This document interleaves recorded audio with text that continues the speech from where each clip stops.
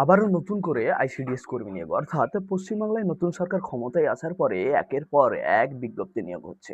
অর্থাৎ নতুন করে আবারও রাজ্য সরকারের পক্ষ থেকে আইসিডিএস কর্মী নিয়োগ হবে পশ্চিমবাংলায়। কতটা নিয়োগ হবে বিস্তারিত জানাবো, কত থেকে শুরু করতে হবে, কতটা কোয়ালিফিকেশন লাগবে আপনার, বিস্তারিত এই ভিডিওতে জানাবো। অবশ্যই চ্যানেলে নতুন হয়ে থাকলে চ্যানেলটিকে আগে সাবস্ক্রাইব করবেন এবং আপনার বন্ধু এবং বান্ধবীদের সঙ্গে শেয়ার করবেন, কারণ তাদেরও একটা আশা রয়েছে নতুন চাকরি করার। পশ্চিমবাংলায় নতুন সরকার এসেছে, তারপরেই একের পর এক বিজ্ঞপ্তি বের হচ্ছে। কখনো পুলিশের বিজ্ঞপ্তি সামনেই বের হবে, আবার অন্যান্য ভ্যাকান্সিও বের হবে। অর্থাৎ সরকার যেই জায়গায় কমতি রয়েছে সেই জায়গাগুলো পূরণ করবে নতুন কর্মী নিয়োগ করে। আপনারা অনেকেই অবগত রয়েছেন, পঞ্চায়েত কর্মী নিয়োগ হবে, তার সঙ্গে সঙ্গে আইসিডিএস কর্মী।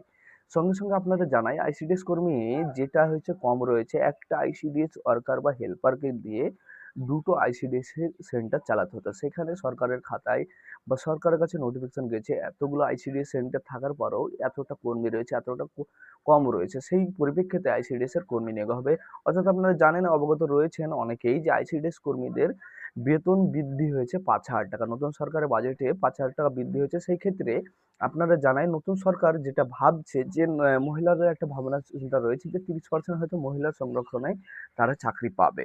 তার সঙ্গে সঙ্গে জানাই, আইসিডিএস এর ওয়ার্কারের যারা ফর্ম ফিল আপ করবে তাদের অবশ্যই ১৮ বছর হওয়া লাগবে। তার সঙ্গে সঙ্গে মাধ্যমিক পাস একান্ত দরকার।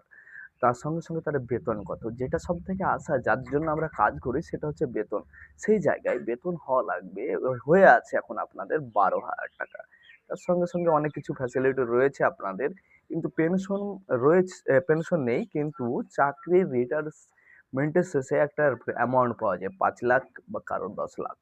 সেই জায়গায় কবে থেকে ফর্ম ফিল আপ শুরু হবে, সেটার জন্যই ভাবছেন না আপনারা? অবশ্যই জানাবো।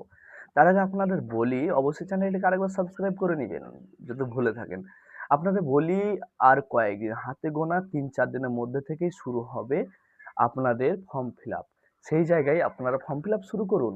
আর অনলাইন বা সাইবার ম্যাক ক্যাফে যেটা রয়েছে, বা আপনি বাড়ি থেকে ফিল আপ করতে পারেন। অবশ্যই আপনার মাধ্যমিকের অ্যাডমিট লাগবে, জন্ম প্রমাণপত্র লাগবে, যেটা হচ্ছে আধার কার্ড, জন্ম সার্টিফিকেট। তার সঙ্গে সঙ্গে বাবার ডকুমেন্টসও লাগবে, কারণ আপনারা শুনেছেন, অবগত রয়েছেন, এসআইআর এর পর অনেকেই আশঙ্কায় রয়েছে যে বাংলাদেশিরা ফর্ম ফিল আপ করেনি, সেখানে বাংলাদেশিরা অনেকেই চাকরি করছে। সেই জায়গায় কিন্তু বাবারও বা কয়েকটি ডকুমেন্টস প্রয়োজন হবে। তার সঙ্গে সঙ্গে চাকরির ইন্টারভিউ হবে, পরীক্ষা হবে, পরীক্ষায় পাস করলে ইন্টারভিউতে আপনার পুলিশ ভেরিফিকেশন লাগবে, আপনি এলাকার সিটিজেন সার্টিফিকেট লাগবে। তার সঙ্গে সঙ্গে আপনি কোন সেন্টারে হবেন সেটার জন্য আপনাকে ভেরিফাই করতে দিবে। অবশ্যই আপনারা চ্যানেলটিকে ফলো রাখুন। যেদিন শুরু হবে অবশ্যই আপনাদের দেখিয়ে দেবো কিভাবে শুরু হবে ফর্ম ফিল আপ, সেটাও আমরা অনলাইনের মাধ্যমে আপনাদের দেখাবো। তার সঙ্গে সঙ্গে অবশ্যই চ্যানেলটিকে সাবস্ক্রাইব করবেন এবং আপনাদের বন্ধুদের শেয়ার করবেন।